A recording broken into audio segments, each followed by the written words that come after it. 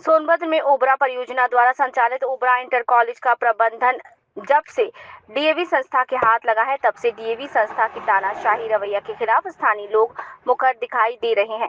कई बार स्थानीय लोग और पूर्व छात्रों ने विरोध प्रदर्शन किया था। शनिवार को ओबरा परियोजना के मुख्य महाप्रबंधक AK अग्रवाल को एक दल ने ज्ञापन सौंपकर अपनी मांगों को रखा। आरोप है कि जनभावनाओं की उपेक्षा करते हुए विद्यालय को डीएवी संस्था को सौंप दिया गया, जिसके बाद नियमों के विपरीत पुराने विद्यालय का बोर्ड हटाकर डीएवी का बोर्ड लगा दिया गया।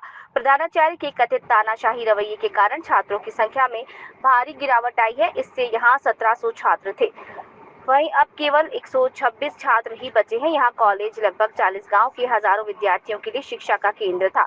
स्थानीय लोगों का आरोप है कि जन भावनाओं की उपेक्षा करते हुए विद्यालय की डीएवी संस्था को सौंप दिया गया। प्रधानाचार्य का कथित तानाशाही रवैये के कारण छात्र संख्या में भारी गिरावट आई है। पहले जहाँ 1700 छात्र थे, वहीं अब केवल 126 छात्र ही बचे। विद्यालय में शैक्षणिक स्थिति भी चिंताजनक है। अधिकांश विषयों के प्रवक्ता नहीं है। पिछले 2 वर्षों से प्रयोगात्मक कक्षाएं भी नहीं हुई, जिसके बावजूद डीएवी के नाम पर प्रति छात्र 12,000 रुपए से अधिक की फीस वसूल की जा रही है। स्थानीय लोगों का कहना है कि नियमों के विपरीत पुराने विद्यालय का बोर्ड हटाकर डीएवी का बोर्ड लगा दिया गया। उनका आरोप है कि डीएवी के नाम पर छात्रों का मानसिक और आर्थिक शोषण किया जा रहा है। ओबरा परियोजना के महाप्रबंधक को ज्ञापन देने वाला जितेंद्र कुमार भारती ने बताया कि पूर्व में ओबरा इंटर कॉलेज के नाम से मशहूर कॉलेज को डीएवी के हाथों लीज पर दिया गया था। इस कॉलेज में दूर दराज के आदिवासी बच्चे जाकर शिक्षा दीक्षा ग्रहण करते हैं। इन बच्चों का परियोजना के ओबरा कॉलेज से बहुत आशा जुड़ी थी। यहाँ कुछ सालों से 1500 से ऊपर के लगभग बच्चे पढ़ते थे। आज मात्र 150 बच्चे शिक्षा ग्रहण करने आते हैं। मिली जानकारी के अनुसार बच्चों ने स्कॉलरशिप का फॉर्म भरा था, लेकिन डीएवी संस्था की लापरवाही से बच्चों का स्कॉलरशिप नहीं आ पाया। ये छोटा विषय नहीं है, ये बहुत बड़ा विषय है। कई बार प्रदर्शन किया जा चुका है। आगे भी गरीब बच्चों के लिए जो भी करना होगा वो किया जाएगा। सबसे पहले आपका परिचय जानना चाहूँगा। जी, मेरा नाम जितेंद्र कुमार भारती है। मैं पिल्ली गांव का निवासी हूँ। आप लोगों ने ओबरा परियोजना के प्रबंधक को ज्ञापन दिया है, क्या मामला है?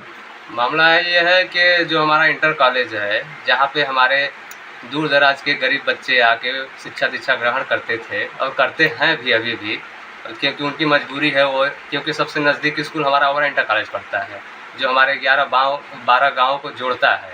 इसलिए हम CGM साहब को हम जाके ज्ञापन सौंपे हैं और उनको हम अवगत कराए हैं। तो हमने कहा मान्यवर जी ज़रा इस विषय पे ध्यान दें ताकि कुछ गरीब बच्चों का भला हो सके। इसलिए मैं इस विषय को शक्ति भवन तक भी मैं पहुंचा रहा हूं और मेरी बात अगर पहुंचती है तो कृपया इस बात में आप लोग संज्ञान लें। और वर्तमान में हमारे मुख्यमंत्री श्रीमान योगी आदित्यनाथ जी भी हैं। अगर मेरी बात उनके तक पहुंचेगी तो मैं हाथ जोड़ के निवेदन करना चाहता हूं कि इस विषय को देखें। और कई बच्चों की ज़िंदगी दाव पे लगी हुई है। जो हम छोटे बड़े जो समाज से बच्चे आते हैं उनका बहुत आशा जुड़ा हुआ है।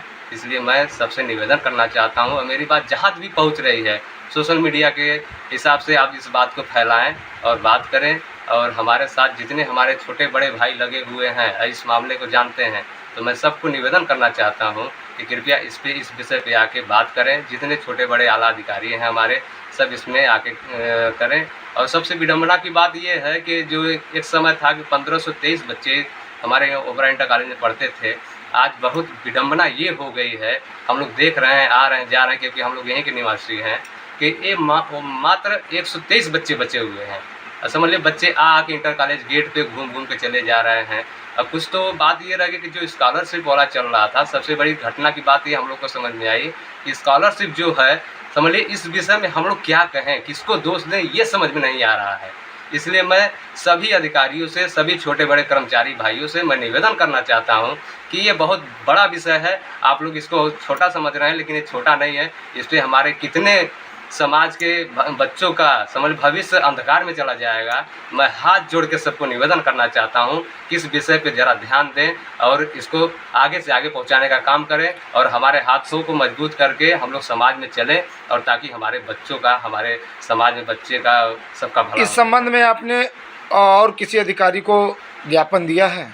जी सर, हम लोग कई बार बड़े बड़े आला अधिकारियों को, मैं नाम नहीं बता सकता हूँ और ना ही बताऊँगा, क्योंकि बताने के बाद होता क्या है, कई जगह से फ़ोन आना लगता है कि कहते हैं कि बताइए आपने हमारा नाम बता दिया, ये कर दिया। लेकिन उससे मैं डर नहीं रहा हूँ, लेकिन ठीक है, हमारा संघर्ष जारी है, हमारे साथ के लोग हैं, सारे लोग हैं, लगे हुए हैं, हमें डर किसी बात की नहीं है। और हमें बस चिंता इस विषय की है कि हमारे भाइयों के, हमारे जो समाज के बच्चे हैं, उनका भविष्य उज्ज्वल हो, इसलिए हम लोग। अगर आपकी मांग नहीं पूरी की गई तो अगला कदम क्या होगा आपका? अगला कदम यही होगा, सारे लोग जान रहे हैं कि हम देखिए कोई भी कार्य करने के लिए धरना प्रदर्शन या कुछ भी जो भी करना पड़ेगा, मैं उसके लिए बाध्य हूँ।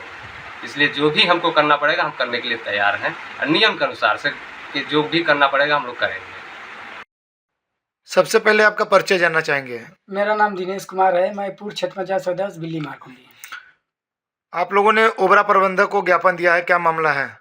मामला इंटर कॉलेज का है, और पहले इंटर कॉलेज जो था यहाँ पे इसको परियोजना चलाती थी, और इस समय प्राइवेट हाथों में दे दिया गया है। और हमारे वनवासी जंगल झाड़ी से बच्चे आते थे, गरीब घर के थे, जिसमें पढ़ने लिखने में इस समय दिक्कत का सामना करना पड़ रहा है। और ऐसा क्या दिक्कत का सामना करना पड़ रहा है जो बच्चा शिक्षा से वंचित हो रहे हैं? दिक्कत का सामना इसलिए करना पड़ रहा है, पहले स्कूल का जो जब इंटर कॉलेज था तो उस समय बच्चों का फीस 5 रुपये, 10 रुपये, 15 रुपये तक था, और इस समय फीस 1390 रुपये हो गया है। और हमारे जो 10,000 रुपये कमाने वाले व्यक्ति हैं, इतने महंगे फीस में बच्चों को कहाँ से पढ़ाई लिखाएंगे? और इसके वजह से बच्चे पढ़